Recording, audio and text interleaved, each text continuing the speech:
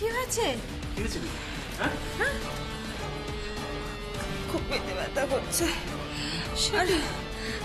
আর বমি হচ্ছে। আস্তে আস্তে আস্তে আস্তে আস্তে আস্তে। তোকে এরকম কেন দেখতে লাগছে? কি করে হলো এরকম? পেটে ব্যথা, বারবার পটি হচ্ছে। বারবার পটি হচ্ছে? আর আস্তে আস্তে আস্তে আস্তে আস্তে আস্তে আস্তে ঠিক হয়ে যাবে। চ চ আমার ঘরে চ চ করে চ, আস্তে। আমাকে ডাকিসনি কেন? ডাকবি তো আমাকে। চলো চলো চলো চল চলো চলো ঘরে নিয়ে যাই। ঘরে নিয়ে শো। কি করে এতটা শরীরটা খারাপ করে গেল বলতো? মা বেশ তো ঠিক ছিলি। হ্যাঁ, কি করে এরকম বাঁধালি? নে শুয়ে পড় শুয়ে পড় শুয়ে পড়। দুলাল আরেকটা বালিশ দে। দাঁড়া দাঁড়া দাঁড়া দাঁড়া। পাটা তোল এরভাবে উঁচু থাকো। এই শোনা, একটু নুন চিনি জল এনে দে না। আরে এই টাকা আমার কাছে ওআরএস আছে, দাঁড়া আমি দিচ্ছি। হ্যাঁ দাও। এই দুলাল দেখ তো, হ্যাঁ তো হ্যাঁ রে মা, কি করে হলো বলতো? আরে ওই যে লুচি আলুর দমটা খাওয়ার পর থেকে খুব ব্যথা। লুচি আলুর দম খাওয়ার পর থেকে? অমনি না, এখন আমাদের লুচি আলুর দমকে দোষ দিচ্ছ। হ্যাঁ ভালো করে। আরে লুচি আলুর দমের দোষ কোথায় দিল? তোমরা আলুর দমে মশলা দিয়েছিলে, ওর হয়তো সহ্য হয়নি, সেই জন্য বলেছে। ও মা বর্দি, ওই একই লুচি আলুর দম তো আমরা সবাই খেয়েছি, তুমিও তো খেয়েছো, বলো কারোর কিছু হলো না, ওর হয়ে গেল? আমার তো মনে হয় লুচি আলুর দমের দোষই নয়। তুমি দুলালকে জিজ্ঞেস করো ও কোথায় গিয়েছিল তোমার পোষা হাঁসকে নিয়ে, বাইরে থেকে কি খাইয়ে এনেছে। আয় দুলাল বল না।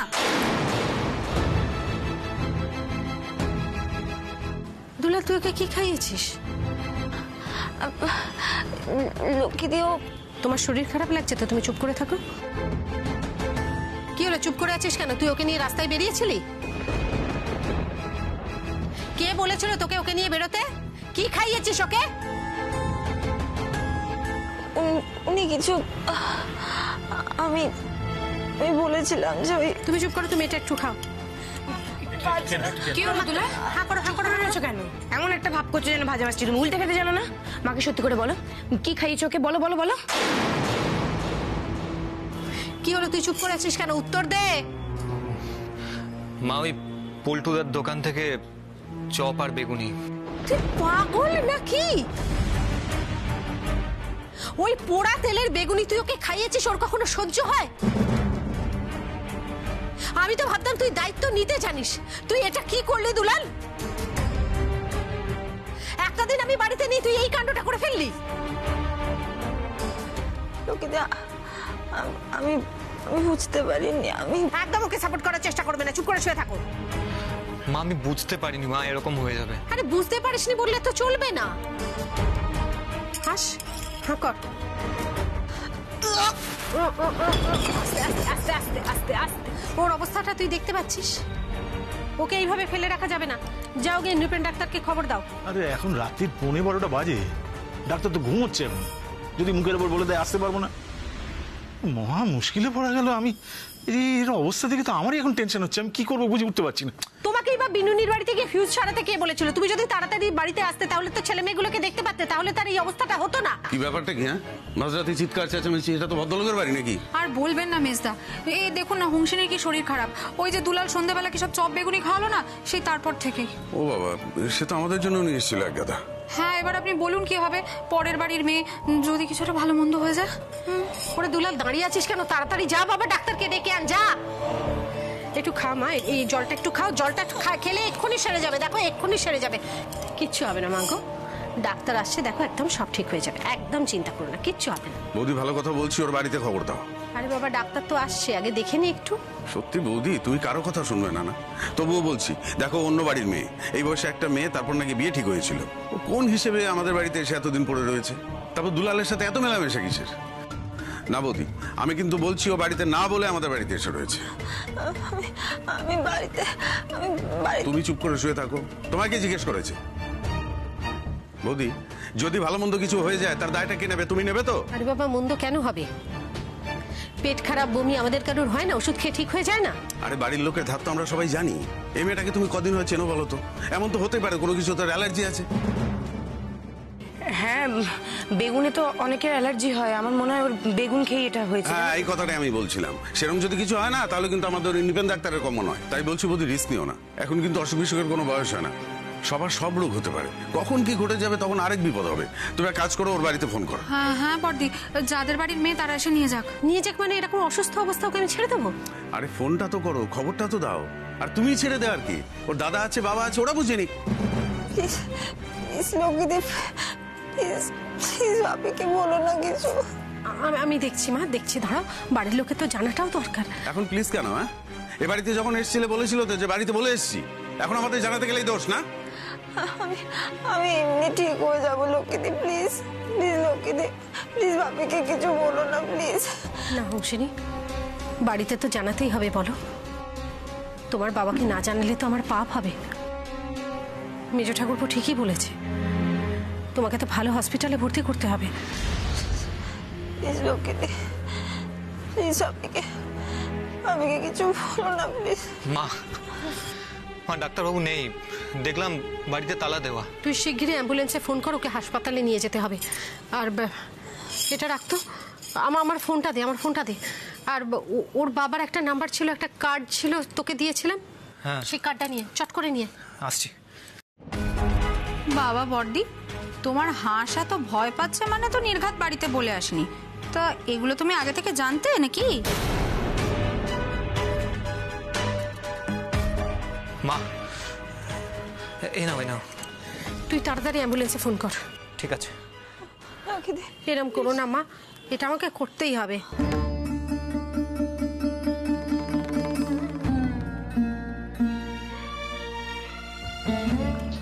কেউ ধরছে না। রাত 12:30 বাজে, স্বাভাবিকভাবেই সবাই ঘুমোচ্ছে। তুমি এক কাজ করো, বারবার ট্রাই করো।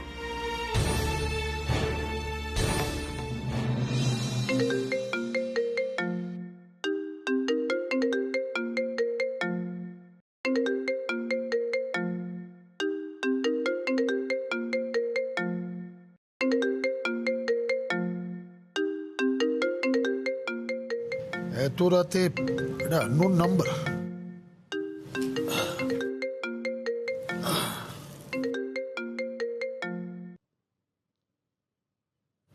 হ্যালো, হ্যালো, কে বলছেন? বলছি আপনি হংসিনীর বাবা বলছেন তো? আমি লক্ষ্মীদি। লক্ষ্মী? কোন লক্ষ্মী? ও, আপনার মেয়ে যাদবপুরে এসে যার বাড়িতে ছিল, আমি সেই লক্ষ্মীদি। আমাকে চিনতে পারছেন? ওই যে বস্তিতে থাকে সেই লক্ষ্মী? বস্তি নয় দাদা, এটা একটা কলোনি, বীরনগর কলোনি। ও একই হলো, কিন্তু আমি বুঝতে পারছি না আপনার ভদ্রতা বোধ নেই। এত রাত্রিরে আপনি একজন ভদ্রলোককে ফোন করছেন? দেখুন, বিপদে পড়লে তো করতেই হবে। আপনার মেয়ে হংসিনী খুব অসুস্থ, ওকে আমরা হাসপাতালে নিয়ে যাচ্ছি, আপনি তাড়াতাড়ি আসুন। না না, কি হয়েছে চিনির? আর আপনি বা দার্জিলিং গেলেন কি করে? না, ও আমার বাড়িতে, আর ওর শরীর খারাপ হয়েছে। কি বললেন? আপনার বাড়িতে আমার মেয়ে চিনি আপনার বাড়িতে ছিল? ও আমাকে মিথ্যে বলে আপনার বাড়িতে ছিল এতদিন? আপনি তো দেখছেন সাংঘাতিক মহিলা। আমার মেয়েকে ফুসলিয়ে দিয়ে আপনি নিজের বাড়িতে রেখেছেন। কি চাই আপনার? কি চাই? টাকা? নিশ্চয় শরীর খারাপের পেছনে আপনার হাত আছে। কি করেছেন? কি করেছেন আমার মেয়েকে? দেখুন, আপনার যা যা গালমন্দ করার আপনি আমার সামনে এসে করবেন। হংসিনীর শরীরটা সত্যিই খুব খারাপ, আপনারা তাড়াতাড়ি আসুন। আমি ওকে নিয়ে হাসপাতালে যাচ্ছি, আপনাকে ঠিকানা পাঠিয়ে দিচ্ছি। হ্যালো হ্যালো, অপ্র অপ্র, সব ঠিক হয়ে যাবে।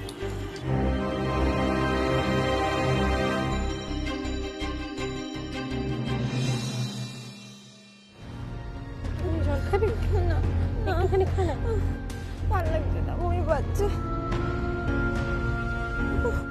একটা অ্যাম্বুলেন্স জোগাড় করতে পারলেই না? মা বলছিল 8 ঘন্টা সময় লাগবে। 8 ঘন্টা ওয়েট করলে হংসিনীর শরীর আরো খারাপ হয়ে পড়বে। সোজা ওই লক্ষ্মী দাসের বাড়ি যাব, সেখান থেকে চিনিকে তুলবো আর হাসপাতাল নিয়ে যাব। ভাবতেই পারছি না আমার মেয়ে চিনি, সে আমাকে মিথ্যে কথা বলে ওই বস্তিতে গিয়ে উঠেছে। কালকে তো বললো যে ও দার্জিলিং এ ছিল, আর আজকে এসেই ওই বস্তি বাড়িতে চলে গেল, ওই লক্ষ্মী দাসের বাড়ি চলে গেল। কিছুই বুঝতে পারছি না আমি। বুঝতে তো আমিও পারছি না। চিনি আমাকেও মিথ্যে বলছে আজকাল। এটা কি আমারই দোষ যে আমি ওর বিশ্বাসের মর্যাদা রাখতে পারিনি? অব্র, হসপিটালে ফোন করেছো? করে দিয়েছি বাবা। আর থানাও ফোন করো, আমার ওখানে পুলিশ পোস্টিং লাগবে। আমি কোনো মতোই চাই না যে লক্ষ্মী দাস আর ওর পরিবারের লোক যেখানে ও ভর্তি হবে সেখানে গিয়ে ওর সাথে দেখা করুক, কোনোভাবেই না।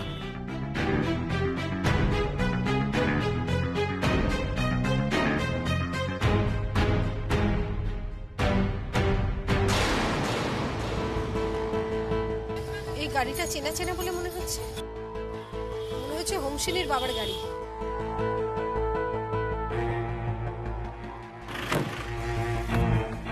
চিনি চিনি, দেখ বাবা এসছেন। ওট ওট ওট ওট, বাবা এসছে। আস্তে আস্তে আস্তে আস্তে, এরভাবে টানবে না, শরীরটা ভালো না।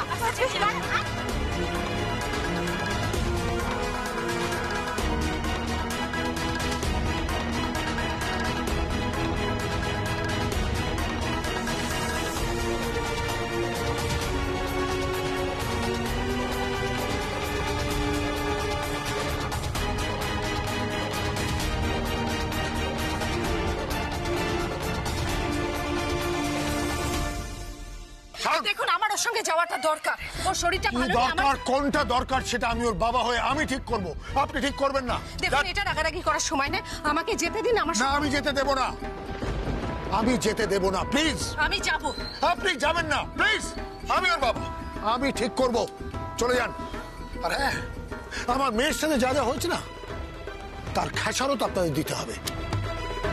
একটাকেও ছাড়বো না আমি।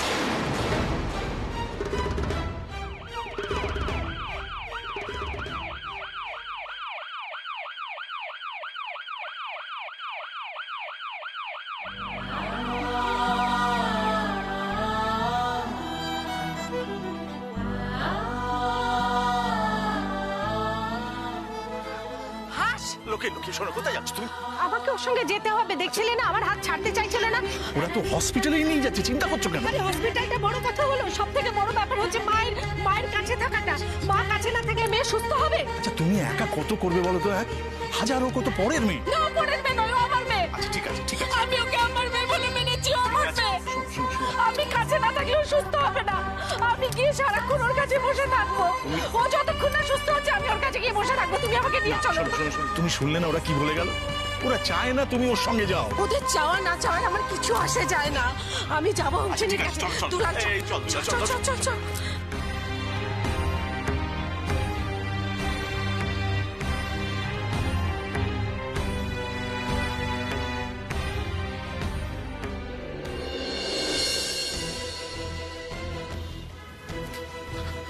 ডাক্তারবাবু, ডাক্তারবাবু, আমার মেয়ে কেমন আছে?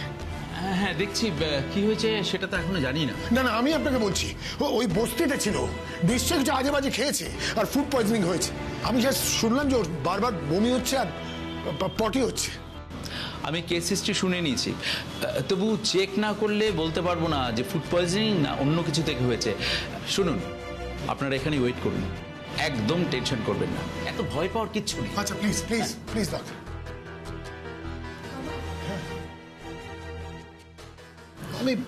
আমি অব্র কিছুতেই বুঝতে পারছি না। আমরা চিনিকে ড্রপ করেছিলাম তার বান্ধবীর বাড়িতে, সেখান থেকে তার দার্জিলিং যাওয়ার কথা, সেই বস্তিতে পৌঁছলো কি করে? আচ্ছা সোনিয়া, তোমাকে চিনি কিছু বলেছে? না, আমাকে বলবে মানে? এখানেও আমারই দোষ হয়ে গেল। আমি কিছু জানলে তোমাদের বলতাম না। কি বলছো বলো তো? ভাই, হ্যাঁ, তুই কিছু জানিস? আমি অব্র প্লিজ রাখো, এইসব প্রশ্ন করে আর কোনো লাভ আছে? যা ক্ষতি হওয়ার আমার মেয়ের ক্ষতি হয়ে গেছে। চিনি যেটা করছে না, আমি জাস্ট নিতে পারছি না বাবা। আমি কিচ্ছু বুঝতে পারছি না ওর সাথে কি করব। আচ্ছা, আমি একটা কথা বলবো, এই আলোচনাটার কি এই মুহূর্তে খুব প্রয়োজন আছে অব্র? মেয়েটাকে সুস্থ হয়ে বাড়ি তো ফিরুক, তারপরে না এগুলো ডিসকাস করা যাবে। অব্র, চিনিকে এমার্জেন্সিতে নিয়ে গেল তো? হ্যাঁ বাবা, ওখানে তো আমাদের ঢুকতে দেবে না, কিন্তু আমরা এমার্জেন্সি রুমটার বাইরে গিয়ে ওয়েট করতে পারি। হ্যাঁ, আমার তাই মনে হয়, তাই করা উচিত। অব্র, সোনিয়া এসো।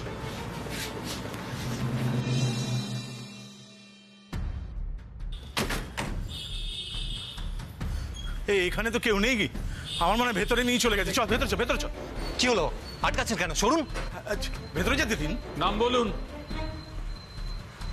আমার নাম লক্ষ্মী দাস, আমার হাজবেন্ড দেবব্রত দাস, আর আমার ছেলে দেবদুলাল দাস।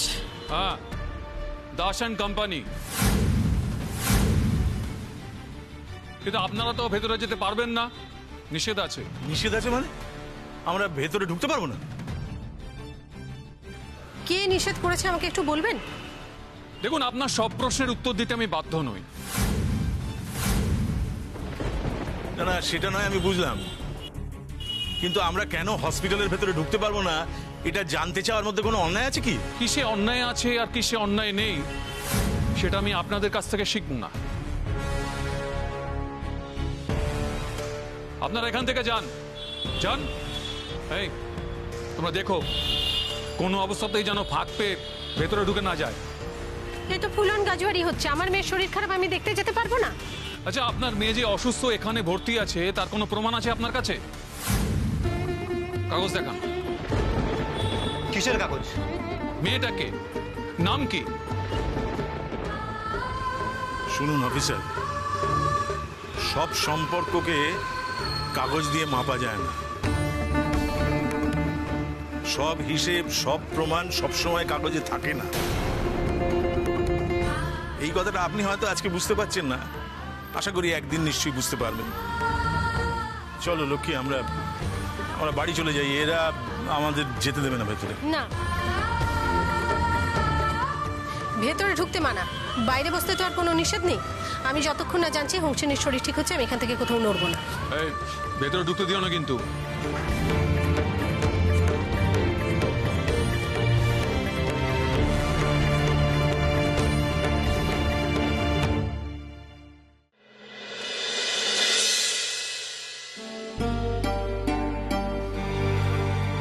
এই শোনো, তোমরা একটু এখানে বসো, আমি একটু ঘুরে আসছি।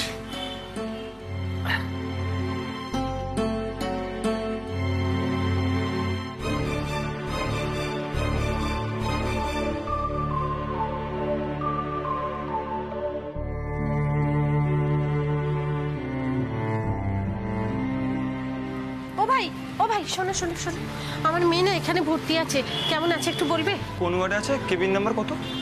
জানি না। আমি তো বলতে পারবো না, আপনি এক কাজ করুন, আপনার রিসেপশনে গিয়ে খোঁজ নিন। মায়ের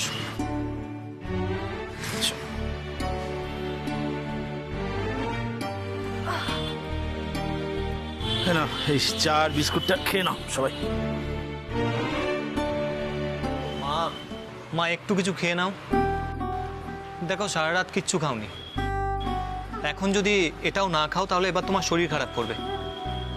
মা, এরকম করো না, প্লিজ খেয়ে নাও। লক্ষ্মী, আমরা সবাই জানি তুমি হংসিনীকে মেয়ের মতো ভালোবাসো, শুধু তাই না, তুমি ওকে মেয়েই ভাবো, কিন্তু তার জন্য শরীর খারাপ করার তো কোনো মানে নয়। তা বলে মেয়েটাকে এই অবস্থায় এখানে ছেড়ে রেখে বাড়ি চলে যাবো? আরে বাবা, আমি তো তোমাকে চলে যেতে বলিনি, আমি তো শুধু এই চা বিস্কুটটা খেয়ে নিতে বলেছি। ওর খবর না জানা পর্যন্ত আমি জলস্পর্শ করব। মুশকিলে পড়া গেল। এই দুলাল, হ্যাঁ, একটু মাকে একটু বোঝা না। আরে কি করবো বলো, ভেতরে তো যেতে দিচ্ছে না, খবরটা আনবো কি করে? তোমার আড়তে যাওয়ার দেরি হয়ে যাচ্ছে, তুমি যাও না কেন? এখানে বসে খিচখিচ করছো আর ছটপট করছো, যাও। এই শোনো, আজকে আমার আরতি খুব জরুরি দরকার আছে, আমার যাওয়াটা খুব দরকার, আর না গেলে তো আমার মালিক চোটে লাল হয়ে যাবে। আজকে তো বাড়িতে রান্না বান্না কিছু হবে না, তুমি পাইস হোটেলে খেয়ে নিও। সে খাওয়ার ব্যবস্থা ঠিক হয়ে যাবে। এনে দুলাল, এই রাখতো। আর শোন, এই সারাক্ষণ মার পাশে পাশে থাকবি, এখান থেকে নড়বি না, ঠিক আছে? খেয়ে নাও, খেয়ে নাও, খেয়ে নাও।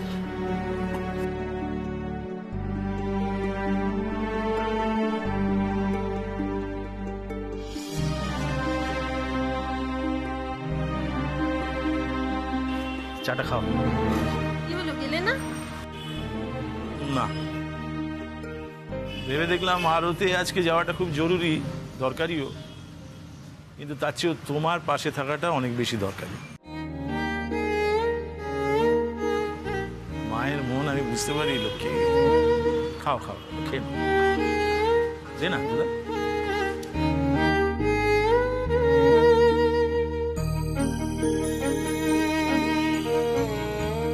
আরে দুলাল, আচ্ছা তুই তো পাড়ার নাটকে আমার ডিরেকশনে অভিনয় করেছিস, হ্যাঁ।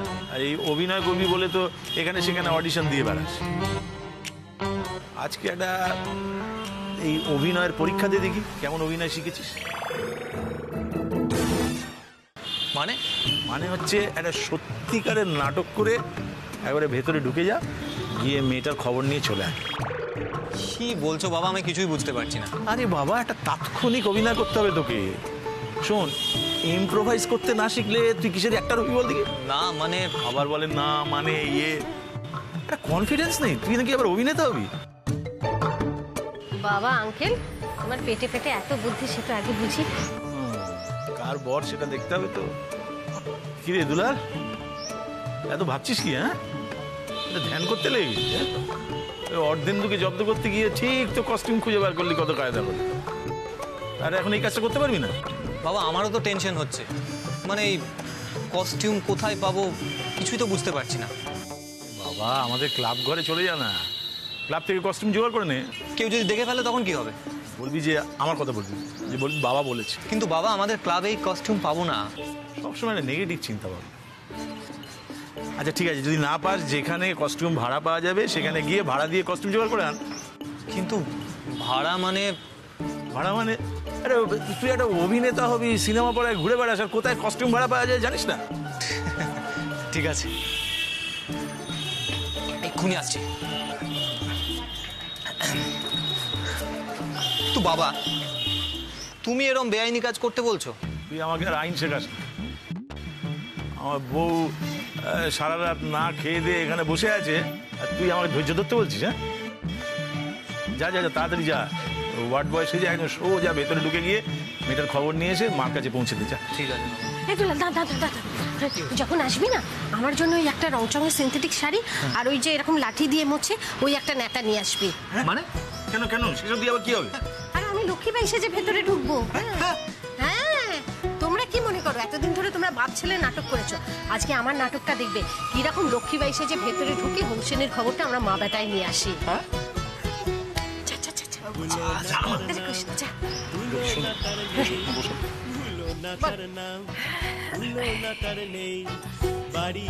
কি এই যে লক্ষ্মীবাই সাজবে, এটা কিন্তু হসপিটাল। হ্যাঁ, মানে এখানে কোনো ওভার অ্যাক্টিং চলবে না, বুঝলি? যা আরে ওভার অ্যাক্টিং তো করবো না, আমি তো ঘুমটা দিয়ে থাকবো, অ্যাক্টিং কেউ দেখতেই পাবে না। হ্যাঁ, কিন্তু খুব মানে হাত পা চালিও না। হ্যাঁ, মারধর বলছো? যা করবে শান্তভাবে করবে। হ্যাঁ, মাথা ঠান্ডা রে। হ্যাঁ, ঠিক আছে।